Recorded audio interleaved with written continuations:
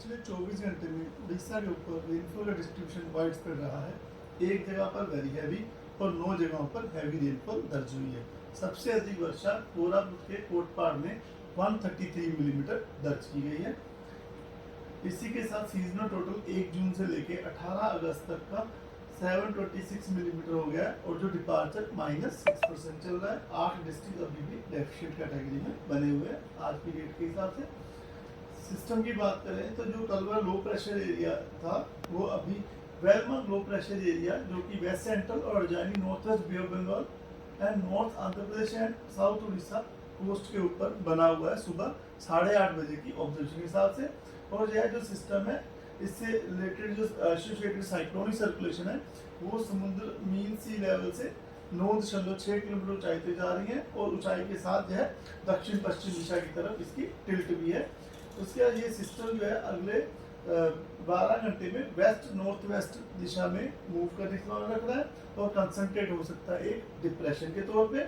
और ये क्रॉस करेगा 19 तारीख की फोरनून आवर्स में के आसपास 12 across south Orissa north Andhra Pradesh के ऊपर से क्रॉस करने की संभावना रख रहा है।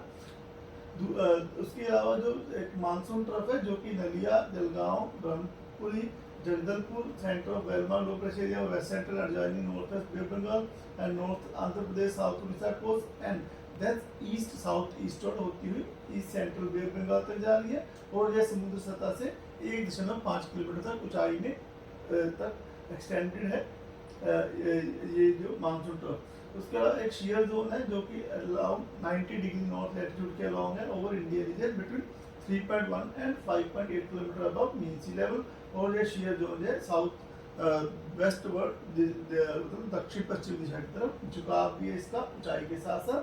और जो कल वाला ईस्टर्न ट्रफ जो थी वो इस शियर जोन के साथ मर्ज हो गई है।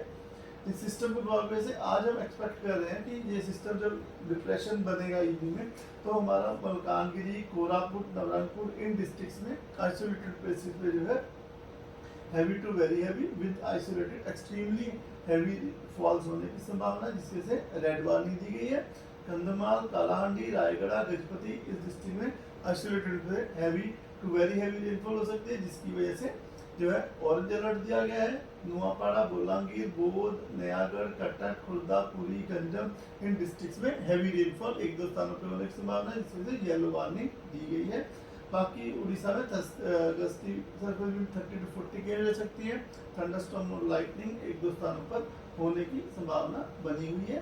जो एक्सट्रीमली हैवी रेनफॉल दी है वहाँ पे 20 सेंटीमीटर से भी ऊपर बारिश होने की संभावना है। एक आधी जगह पे रेनफॉल डिस्ट्रीब्यूशन वाइड स्प्रेड रह सकता है। इस पर 19 अगस्त को भी तो रायगढ़ कालाहांडी नुआपाड़ा बोलांगी नवरंगपुर कोरापुट मलकानगिरी इन डिस्ट्रिक्ट में हैवी रेनफॉल के लिए येलो वार्निंग दी गई है जो आइसोलेटेड होने की संभावना से। उसी के साथ ही थंडरस्टॉर्म लाइटनिंग और गस्ती भी 30 to 40 की रह सकती है जिसमें से और उड़ीसा में येलो वार्निंग दी गई है। Rainfall distribution Fairlie wide spread रह सकता है। 20 अगस्त को जो rainfall distribution Fairlie wide spread रह सकता है लेकिन जो कोस्टल उड़ीसा के डिस्ट्रिक्ट्स में थंडरस्टॉर्म लाइटनिंग गस्ती 30 to 40 की रह सकती है। इसी का 21 अगस्त को भी सेम जो है कोस्टल उड़ीसा में थंडरस्टॉर्म लाइटनिंग और गस्ती 30 to 40 के लिए येलो अलर्ट दिया गया है।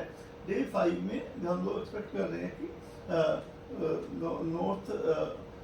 नॉर्थ उड़ीसा के ऊपर जो हमारा गंगेटी वेस्ट बंगाल के पास सिस्टम जो है डेवलप होने की संभावना है जिसकी वजह से मयूरभंज केवंझर सुंदरगढ़ इन 3 डिस्ट्रिक्ट में हैवी रेनफॉल जो है होने की संभावना है।